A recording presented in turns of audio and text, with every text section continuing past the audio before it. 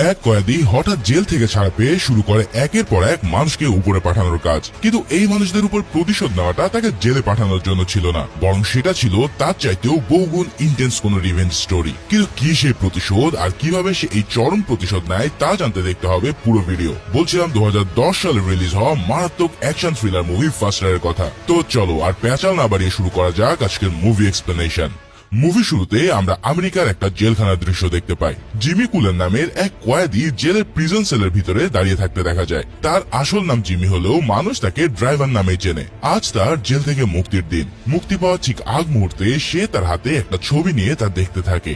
এই ছবিটার দিকে সে কেমন যেন ইমোশনাল দৃষ্টিতে তাকিয়ে থাকে। জিমির চেহারা দেখে বোঝা যায় যে তার মনের ভিতরে যেন তুফান চলছে। কিছুক্ষণ পর দুজন পুলিশ অফিসার এসে তাকে হাত করা পরিয়ে ওয়ার্ডেনের রুমে নিয়ে যায়। এরপর সমস্ত প্রসেস শেষে তাকে জেলখানা থেকে মুক্তি দেওয়া হয়। মুক্তি পাওয়ার পরে জিমি বাইরে এসে একটা লিস্ট হাতে নেয়, যেখানে লেখা ছিল কিছু মানুষের নাম। এই মানুষগুলোর সাথে তার অনেক পুরানো হিসেব নিকেশ বাকি। শুনশান মরুভূমি পার করে এখন তাকে এই জেলখানার গণ্ডি ছাড়িয়ে শহরে ফিরতে হবে। কিন্তু তার জন্য সেখানে কোনো গাড়ি অপেক্ষা করছে না। তাই সে তীব্র রোদের মধ্যে প্রচন্ড গতিতে সেই রাস্তা ধরেই দৌড়াতে থাকে। এভাবে অনেক দূর দৌড়ানোর পর সে একটা গ্যারেজে এসে পৌঁছায়। সেখানে এসে সে কাউকে কিছু না বলে কাভার সরিয়ে একটা গাড়ি বের করে দেয়। এই গাড়ির ভিতর থেকে সে একটা রিভলভার বের করে হাতে নিয়ে নেয়। তারপর গাড়ির চাবি নিয়ে সে গাড়িটাকে স্টার্ট দিয়ে প্রচন্ড বেগে চালানো শুরু করে। মানে মুভির শুরু থেকে তার স্টাইল দেখে বোঝা যাচ্ছে যে তার নার্ভ কতটা ইস্পাত কঠিন।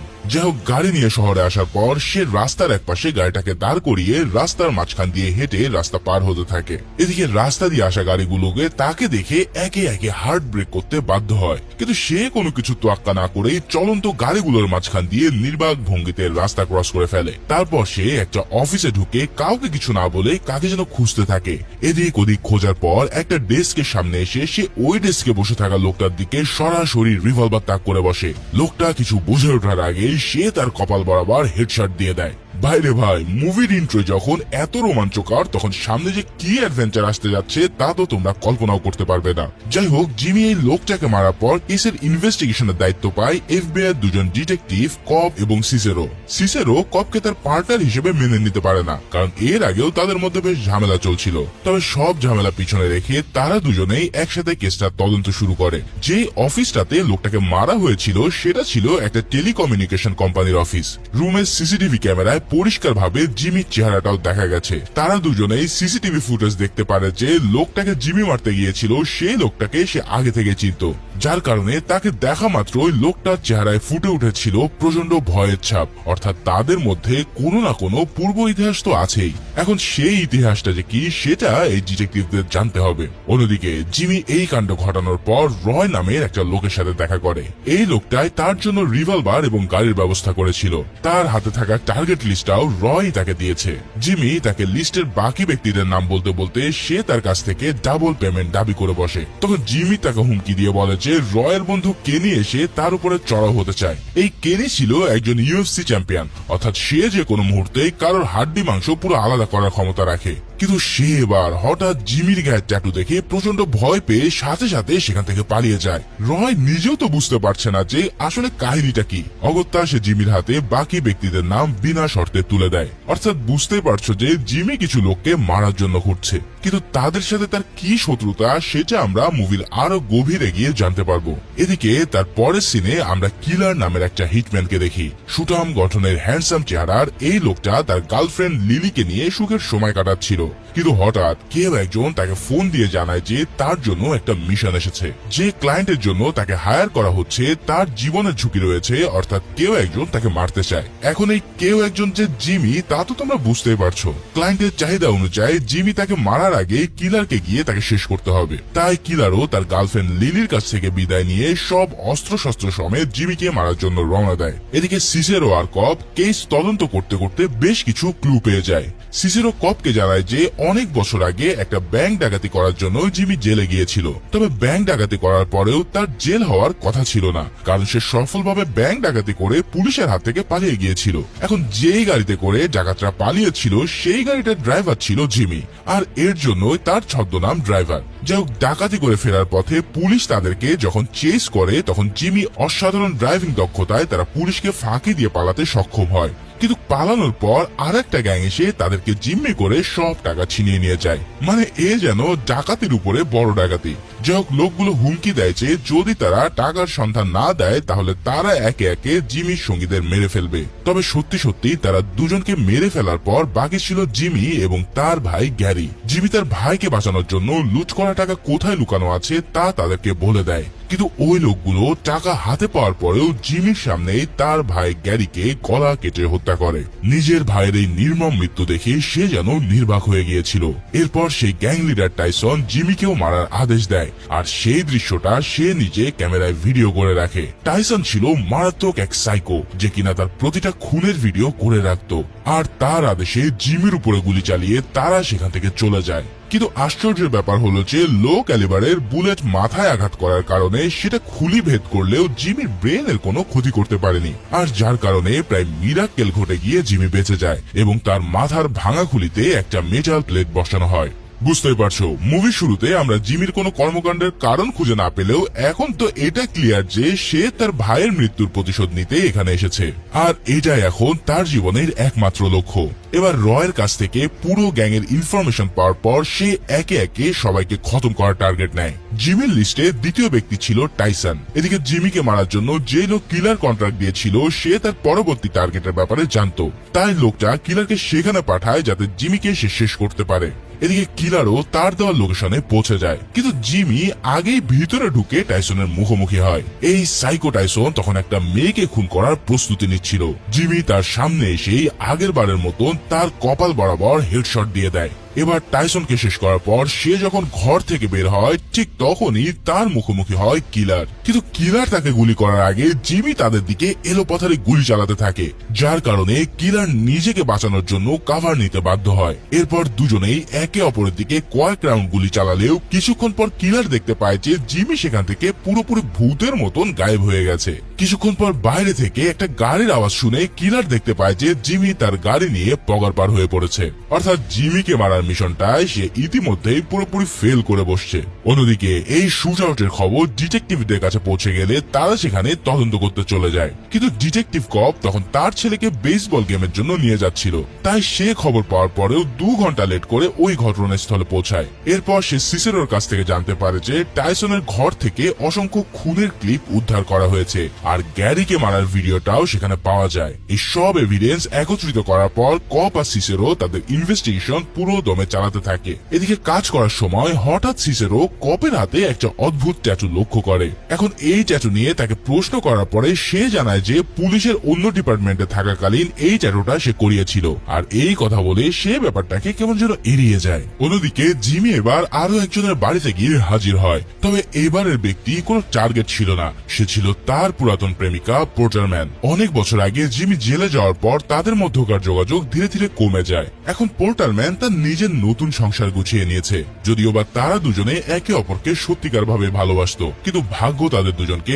আলাদা করে দিয়েছে। যাই হোক, পোর্টারম্যান প্রথমে তাকে দেখে রাগ করলেও পরে তারা দুজনেই ইমোশনাল হয়ে যায়। জিমিকে বিদায় দেওয়ার সময় পোর্টারম্যান বলে যে সে জানে যে জিমি ওই লোকগুলোকে কি শাস্তি দিচ্ছে, কারণ সে টিভিতে ইতিমধ্যে সমস্ত নিউজগুলো দেখে ফেলেছে। সে জিমিকে জানায় ওই লোকদের যেন একেবারে ছাড় দেওয়া না হয়, কারণ এই লোকগুলোর জন্যই তাদের জীবনের পথ আলাদা হয়ে গিয়েছিল। এদিকে জিমিকে মারার কন্ট্রাক্টে ফেল হওয়ার পর কিলার হঠাৎ তার প্রেমিকা লিলিকে প্রপোজ করে বসে, কারণ তার মনে হচ্ছিল যে এই সব কিছু ছেড়ে তার স্বাভাবিক জীবনে ফিরে আসা উচিত। আর লিলিও তার বিয়ের প্রস্তাব মেনে নিলে দুজনে ধুমধাম করে তাদের বিয়ে করে নেয়। এবার বিয়ের পরপরই কিলার লিলিকে কথা দেয় যে সে এই পথ ছেড়ে দেবে, অর্থাৎ আজ থেকে আর কোনো কন্ট্রাক্ট কিলিং এর কাজ সে করবে না। এদিকে ডিটেকটিভ কপ তার কাজ শেষে বাড়ি ফিরতে গেলেও তার স্ত্রী ম্যারিনা তাকে ঘরে ঢুকতে দিতে চায় না, কারণ কপের নেশার অভ্যাস মারিয়ানার একদম পছন্দ ছিল না। মুভির শুরুর দিকে একটা সিনে কপকে নেশা দ্রব্য ডিলিং করতেও আমরা দেখতে পাই, তখন তাকে চেনা না গেলেও এখন পরিষ্কার যে সে প্রচন্ড নেশাসক্ত। যাই হোক, অনেক মিনতি আর ক্ষমা প্রার্থনা করার পর মারিয়ানা তাকে ঘরে ঢুকতে দেয়। সে আজকের রাতটা তার পরিবারের সাথে কাটাতে চেয়েছিল, তাই তার স্ত্রী তাকে কিছুক্ষণের জন্য তাদের ছেলে টমের সাথে থাকতে দেয়। তবে মাঝরাতে কপ হঠাৎ তার স্ত্রীকে অন্য রুমে পড়ে থাকতে দেখে। সে অবাক হয়ে দেখে যে মারিয়ানা নিজে তার ডোপ দিয়ে নেশা করে নিয়েছে। কপ তাকে এমনটা করার কারণ জিজ্ঞেস করলে সে বলে, অতীতে আমরা যা করেছি তার জন্য আমরা কেউই ক্ষমা পাবো না, আমাদের দুজনকে এবার নরকে যেতে হবে। কিন্তু মারিয়ানা এখানে কোন পাপের কথা বলছে তা আমাদের কাছে পরিষ্কার না। এখন শুরু থেকে প্রতিটা চরিত্রের সাথে কানেক্টেড সিনগুলো কেমন যেন ঘোলাটে মনে হচ্ছে, তাই না? তবে চিন্তা করো না, মুভির একেবারে শেষে গিয়ে তোমরা প্রতিটা প্রশ্নেরই উত্তর পেয়ে যাবে। যাক, ওদিকে ওই সময়টাতে জিমি তার 3 নম্বর টার্গেটকে খুঁজে বের করে ফেলেছিল। বাউন্সার নিক্সন নামের ওই লোকটা শহরের একটা নাইট ক্লাবে কাজ করত। জিমি সেই ক্লাবের সামনে গিয়ে তাকে দেখতে পেয়ে তৎক্ষণাৎ তাকে মারার জন্য ক্লাবের দিকে হাঁটা দেয়, কিন্তু ঢোকার আগে ক্লাবের সিকিউরিটি গার্ড তাকে বেশ ভালো করে চিনে ফেলে। তাই কিছু না পেয়ে তাকে ভিতরে ঢুকতে দিলে সে চুপচাপ নিক্সনকে ফলো করতে থাকে। ফলো করতে করতে সে পেয়ে যায় এক মক্ষম সুযোগ। নিক্সন ফ্রেশ হওয়ার জন্য ওয়াশরুমে ঢুকলে তার পিছনে জিমি মৃত্যুদূতের মতন এসে হাজির হয়। নিক্সন তাকে আয়নায় দেখে বুঝে যায় যে তার সাথে কি ঘটতে চলেছে।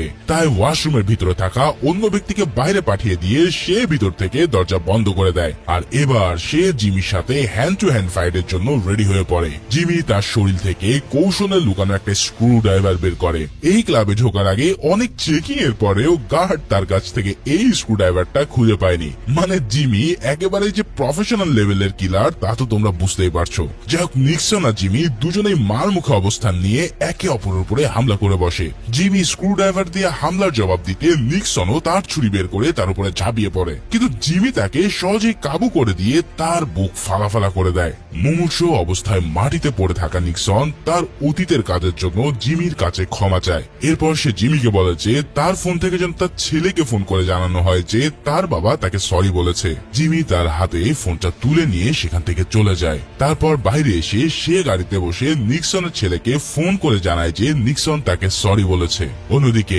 কিলার তার বাসায় বসে বিয়ের ছবিগুলো দেখতে দেখতে নিজের পুরাতন ছবিগুলো দেখতে থাকে।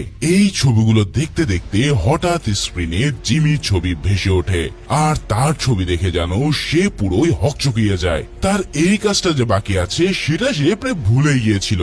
তাই এবার সে আবারও জিমিকে মারার জন্য তার পিস্তল ঘষামাজা করতে থাকে। এখন এই কাণ্ড দেখে তার বউ লিলি প্রচন্ড রেগে যায়, কারণ কিলার তাকে কথা দিয়েছিল যে সে এসব কাজ সেরে দেবে। কিন্তু কিলার তাকে বলে যে জিমিকে শেষ করার আগে সে এই কাজ মোচড় ছাড়তে পারবে না, কেননা কন্ট্রাক্ট কিলাররা একবার যে কন্ট্রাক্ট নিয়ে থাকে সেটাকে শেষ না করা কোনো রুলসে নেই। যাই হোক, ওদিকে ডিটেকটিভ কপ তার বাড়িতে সারা রাত কাটানোর পর সকালে উঠে নিক্সনের উপরে হামলার নিউজটা দেখে ধারণা করে নেয় যে জিমি তার উপরে অ্যাটাক করেছিল।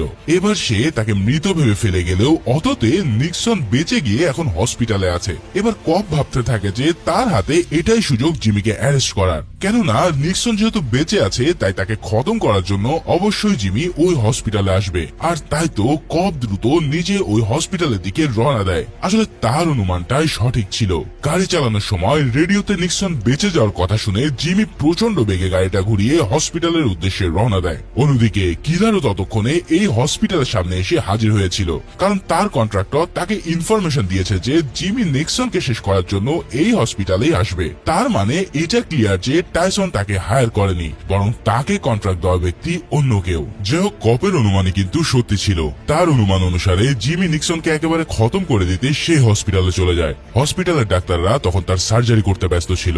এই অবস্থাতেই জিমি সেখানে গিয়ে অপারেশন টেবিলে থাকা নিক্সনকে এক গুলিতে শেষ করে দেয়। এরপর সে দ্রুত হসপিটাল থেকে বেরিয়ে যেতে শুরু করলে গুলির শব্দ শুনে আগে থেকে ঘাপচে মেরে থাকা কপ এসে তাকে খুঁজতে থাকে। কিছুক্ষণ খোঁজাখুঁজির পর তারা দুজনে মুখোমুখি হয়ে একে অপরকে গুলি চালাতে থাকে, কিন্তু কারোর গায়ে গুলি না লেগে হসপিটালের ল্যাম্প গুলোতে লেগে সেগুলো ভেঙে যেতে থাকে। এক পর্যায়ে জিমি গুলি করা থামিয়ে দিলে কপ অন্ধকারের ভিতর দিয়ে ধীরে ধীরে সামনে এগিয়ে যায়। ঠিক তখনই জিমি এসে তার দিকে রিভলভার তাক করলে সে হাত থেকে পিস্তল ফেলে দিয়ে হাঁচু গেড়ে বসে যায়। কপ ভেবে নিয়েছিল যে এটাই বুঝি তার জীবনের শেষ মুহূর্ত, কিন্তু তাকে অবাক করে দিয়ে জিমি তাকে ছেড়ে দেয়, কারণ তার শুধুমাত্র নিজের ভাইয়ের খুনিদের প্রতি আক্রোশ ছিল। কোনো নির্দোষ বা পুলিশ লোককে মারার তার কোনো উদ্দেশ্য ছিল না। এবার তাকে ছেড়ে দিয়ে জিমি নিজের গাড়ি নিয়ে বেরিয়ে গেলে হঠাৎ তার পিছনে চেস করতে থাকে ওই কিলার, অর্থাৎ কিলারও তার কন্ট্রাক্ট মোতাবেক সেই হসপিটালের বাইরে অপেক্ষা করছিল। এবার জিমি তাকে পিছু নিতে দেখে গাড়ির গতি কয়েক গুণ বাড়িয়ে দেয়। এরপর কিছুক্ষণের মধ্যেই প্রচন্ড গতিতে এক চেস চলে। শেষে জিমি হঠাৎ মারাত্মক এক ব্রেক কষে তার গাড়িটাকে রাস্তার মাঝখানে দাঁড় করিয়ে দেয়। এবার সে কিলারের গাড়ির টায়ারের দিকে গুলি চালালেও কিলার সরাসরি তার কাঁধে গুলি করে বসে, কিন্তু গলায় শক্ত বেল্ট পরে থাকার কারণে তার তেমন একটা ক্ষতি হয় না। এবার গুলি খেয়েও জিমি তার গাড়ি নিয়ে দ্রুত গতিতে বেরিয়ে গেলে কিলারের কাছে একটা ফোন আসে। এই ফোনে তাকে কন্ট্রাক্ট টার্মিনেট করার কথা বলা হয়, কারণ সে বেশ কয়েকবার চেষ্টা করেও জিমিকে মারতে ব্যর্থ হয়েছে। ওদিকে জিমি সরাসরি তার বাসায় চলে যায় আর তার মায়ের দিকে তাক করে নিজের সৎ বাবা কোথায় আছে তা জানতে চায়। মানে তার মধ্যে যেন কোনো ইমোশনের ছিটো ফোটাও আর অবশিষ্ট নেই। তাই তো সে নিজের মায়ের দিকে পিস্তল পর্যন্ত তাক করতে তার দ্বিধা হয় না। এদিকে প্রতিশোধের নেশা তাকে জালজান্ত এক পাথরে পরিণত করেছে। তার মা তাকে জানায় যে তার বাবা বেশ কয়েক বছর আগে মারা গেছে। এখন জিমির ধারণা ছিল যে তার সৎ বাবাই তাদের ইনফরমেশন ওই গ্যাং এর হাতে বেচে দিয়েছিল, কারণ গ্যারি ওই ব্যাংক ডাকাতিতে যাওয়ার আগে তার বাবাকে এই কথাই বলায় সে তাদের কাছ থেকে অর্ধেক শেয়ার দাবি করেছিল। কিন্তু গ্যারি তাদের রাজি না হওয়ায় সে তাদের কথা ফাঁস করে দিয়েছিল বলে জিমি বিশ্বাস করে। কিন্তু তার মা তাকে বলে যে এই বৃদ্ধ লোক কি তার আপন ছেলেকে মারবে? উল্টো সে তাকে জিমির চেয়েও অনেক বেশি ভালোবাসতো আর গ্যারিকে সে নিজের আপন ছেলে মনে করত। তার মা তাকে জিজ্ঞেস করে যে কেন সে ওদিন গ্যারির সাথে এই কাজ করতে গেল, কারণ সে তো কোনোদিন নিজেকে এই ধরনের খারাপ কাজের সাথে জড়ায়নি। সে অন্য 8-10টা সাধারণ মানুষের মতোই ভালো মানুষ ছিল। তখন জিমি তার মাকে বলে যে গ্যারি আসলে বেশ কিছু গ্যাংস্টারের কাছে অনেক টাকা ঋণী ছিল, তাই সেই টাকা পরিশোধ করার জন্য ব্যাংক ডাকাতি ছাড়া তাদের হাতে আর কোনো উপায় ছিল না। কিন্তু এই অপারেশনে যার গাড়ি চালানোর কথা সে হঠাৎ নিজেকে সরিয়ে নেওয়ায় জিমি তাকে সাহায্য করতে রাজি হয়েছিল। অর্থাৎ স্রেফ ভাইকে সাহায্য করতে যাওয়ার পর সে তার ভাইকে তো হারিয়েছে ঠিকই, তার উপর মৃত্যুর মুখ থেকে ফিরে তাকে 10 বছরের জেল খাটতে হয়েছে। এরপর থেকে তার মন যেন শক্ত পাথর হয়ে গেছে। যাই হোক, জিমি এবার তার মায়ের কাছ থেকে বিদায় নিয়ে নিজের চতুর্থ শিকারকে খতম করতে যায়। তার এই শিকার বর্তমানে একজন প্রিস্ট যে বিভিন্ন ধর্মীয় সেমিনার করে বেড়ায়, অথচ অনেক বছর আগে এই লোকটা সেই গ্যাংয়েরই একজন মেম্বার ছিল। জিমি সোজাসুজি তার আস্তানায় গিয়ে হাজির হলে লোকটা তাকে দেখে একবারে ভিমড়ি খেয়ে যায়। এরপর সে নিজের অনুষ্ঠানে একটা গানের বিরতি ঘোষণা করে জিমির সাথে চলে যায় অন্য রুমে। আলেকজান্ডার নামের এই লোকটা ভালো করে জানতো যে জিমি তাকে উপরে পাঠানোর জন্য এখানে এসেছে, তাই লোকটা তার স্ত্রী এবং ছেলেকে বাড়ি যেতে বললে জিমিকে নিয়ে বাইরে হাঁটতে থাকে। এরপর সে ধীরে ধীরে বলতে থাকে যে গত 10 বছরে তার জীবন পাল্টে যাওয়ার গল্প। 10 বছর আগে আলেকজান্ডারের ওই গ্যাংয়ে সির্ফ টাকার জন্য সে যোগ দিয়েছিল। সে কোনো ধরনের খুন খারাপিতে লিপ্ত হয়নি, কারণ তার কাজ ছিল সির্ফ দরজা পাহারা দেওয়া। যখন লোকগুলো গ্যারিকে খুন করতে যাচ্ছিল তখন আলেকজান্ডার সেটা সহ্য করতে না পেরে চিৎকার করে ওঠে। টাকার জন্য এই ঘৃণিত কাজের অংশ হলেও সে আসলে অমানুষ ছিল না। মজার ব্যাপার হচ্ছে এই কাহিনী শেষেও সে একবার জেলে যায় আর জেল থেকে ফিরে সে পুরোপুরি ধর্মের পথে মনোযোগ দেয়। তার মতো টাকার অভাবে বিপদে বসা ছেলেদেরকে সে সাহায্য করতে শুরু করে আর এভাবে সে হয়ে ওঠে একজন ধর্মযাজক। জিমি তার এই সমস্ত কথা শুনে একেবারেই গলে যায় না। তবুও আলেকজান্ডার তাকে বলে যে আমি তো আর তোমার ভাইকে ফিরিয়ে আনতে পারবো না, কিন্তু আমাকে মারার আগে অন্তত তার সাথে যা হয়েছিল তার জন্য আমাকে মাফ করে দাও। কিন্তু জিমি তাকে বলে যে সে কাউকেই ক্ষমা করতে পারবে না। তখন আলেকজান্ডার তার সামনে হাঁটু গেড়ে বসে নিজের মৃত্যুর জন্য অপেক্ষা করতে থাকে আর জিমিও তার দিকে রিভলভার তাক করে একটা গুলি চালায়। কিন্তু পরক্ষণে দেখা যায় যে সে আসলে গুলিটা চালিয়েছে তার মাথার উপর দিয়ে। অর্থাৎ মন একেবারে পাথরের মতো শক্ত হলেও কিছু মানবিক বোধ তার মধ্যে তখনও ছিল। তাই সে আলেকজান্ডারকে ছেড়ে দিয়ে প্রেয়ার হলে চলে যায়। আলেকজান্ডার ছিল তার লিস্টের শেষ টার্গেট। তাই এবার সে ভাবতে থাকে যে হয়তো তার কাজ এখানেই শেষ। তাই এবার সে প্রার্থনা করতে বসে যায়। কিন্তু ঠিক সেই মুহূর্তেই তার সামনে এসে তার মাথায় পিস্তল তাক করে বসে কিলার। তবে সে সাথে সাথে জিমিকে না মেরে তার সামনে থেকে রিভলভারটা তুলে নিতে বলে। কিন্তু জিমি জানায় যে কিলারের সাথে তার কোনো সমস্যা নেই। কিন্তু কিলার মনে করতে থাকে যে জিমি তাকে নুব বলে উপহাস করেছে, কারণ বেশ কয়েকবার চেষ্টা করেও সে তাকে মারতে পারেনি। এরপর সে তার রিভলভারটা তুলে নিয়ে সেটা দিয়ে তার উপরে গুলি চালাতে যায়। কিন্তু পরক্ষণে সে সামনে পড়ে থাকা টার্গেট লিস্ট দেখে হাসতে শুরু করে আর বলে, কি তুমি ভেবে বসেছ তোমার কাজ এখানেই শেষ? না, এখনো তোমার কাজ শেষ হয়নি, কারণ আমাকে যে হায়ার করেছে সে এখনো বাকি রয়ে গেছে। এই কথা শুনে হঠাৎ জিমির মনে পড়ে যায় আসলেই তো যেই লোকটা তাকে ওই দিন শুট করেছিল সেই লোকটাকে তো কেউ চিহ্নিতই করতে পারেনি। তার মানে ওই লোকটাই তাহলে কিলারকে হায়ার করেছে। কিন্তু প্রশ্ন হচ্ছে এই লোকটা আসলে কে?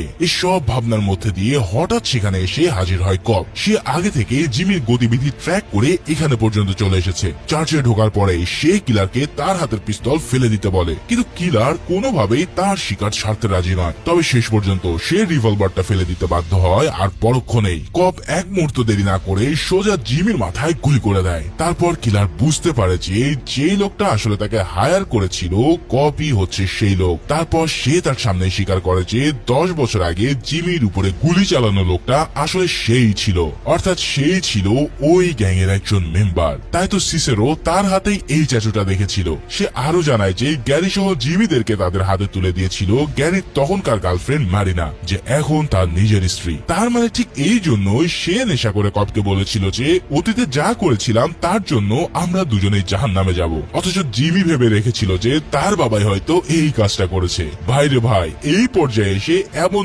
মারাত্মক টুইস্ট আমি নিজেও কল্পনা করিনি। জিমির ফিরে আসার খবর শুনে ভয় পেয়ে গিয়ে কপ তাকে মারার জন্য কিলার হায়ার করেছিল, কিন্তু কিলার তার কাজ করতে ব্যর্থ হওয়ায় শেষমেশ তাকেই সরাসরি অ্যাকশনে যেতে হলো। জিমিকে শেষ করার পর কিলারের কাজও এখানেই শেষ। তাই কপ তাকে তার পেমেন্ট অফার করতে চায়, কিন্তু কিলার সেই টাকাটা নেয় না, কারণ সে তার মিশন পূরণ করতে পারেনি। কিলার তাকে বিদায় জানিয়ে তার প্রেমিকা লিলিকে ফোন করে জানায় যে সে বাড়িতে ফিরে আসছে, আর তার এই হিটম্যান জার্নিও এখানেই শেষ। অন্যদিকে কপ ও জিমিকে শেষ করার পর বাইরে এসে তার স্ত্রীকে ফোন করে জানায় যে সে জিমিকে শেষ করে দিয়েছে, অর্থাৎ এখন তাদের সব টেনশন খতম, আর এখন থেকে তারা নিরাপদে নতুন জীবন শুরু করতে পারবে। কিন্তু তার কথা শেষ হতে না হতেই হঠাৎ পিছন থেকে জিমি এসে তার পিঠ বরাবর গুলি করে বসে। গুলি খেয়ে মাটিতে পড়ে যাওয়া কপ কোনোভাবেই বুঝতে পারে না যে জিমি কিভাবে মাথায় গুলি লেগেও বেঁচে আছে। তখন জিমি তাকে বলে যে সে হয়তো ভুলে গেছে যে জিমির মাথার খুলির বদলে রয়েছে মেটাল প্লেট, মানে দুবার জিমি তার গুলি খেয়েও মিরাক্কেলের মতন বেঁচে ফিরল। আর এই কথা বলার পর সে তার খুলি বরাবর গুলি করে তাকে উপরে পাঠিয়ে দেয়। এভাবেই ফাইনালি পুরোপুরি ভাবে পূর্ণ হয় তার প্রতিশোধ। অন্যদিকে জিমি কপকে শেষ করে সেখান থেকে চলে যাওয়ার পর সেখানে এসে হাজির হয় সিসেরো। সে এই কেস নিয়ে তদন্ত করতে করতে বুঝে গিয়েছিল যে কপই আসলে জিমিকে খুঁজে বেড়ানো সেই মিসিং পাজেল। মজার ব্যাপার হচ্ছে এই কেসটাও সার্জেন্ট তাকে নিজের থেকে দেয়নি, বরং সে নিজে অনুরোধ করে কেসটা নিয়েছিল। অনেক আগের কিছু ফাইল পত্র ঘেটে ধুয়ে ধুয়ে চাল মেলানোর পর সিসেরো যখন সত্যটা আবিষ্কার করে ততক্ষণে বড্ড দেরি হয়ে গিয়েছিল। তাই তো ঘটনাস্থলে এসে সে দেখতে পায় যে জিমি ততক্ষণে কপকে মেরে উপরে পাঠিয়ে দিয়েছে। অন্যদিকে জিমি তার ভাইয়ের নির্মম মৃত্যুর চরম প্রতিশোধ নেওয়ার পর অবশেষে শান্তিতে ভাইয়ের শরীরের ছাইগুলো নদীতে ভাসিয়ে দেয়। আর এভাবেই এই মারাত্মক রিভেঞ্জ স্টোরিটা এখানেই শেষ হয়। তো ভিডিওটা ভালো লেগে থাকলে অবশ্যই একটা লাইক করতে ভুলো না, আর আমাদের চ্যানেলটা সাবস্ক্রাইব করে রাখো আরো দুর্ধর্ষ সব অ্যাকশন মুভির জন্য। সেই পর্যন্ত সবাই ভালো ও সুস্থ থাকো। দেখা হচ্ছে পরের কোনো ভিডিওতে। সেই পর্যন্ত আল্লাহ হাফেজ।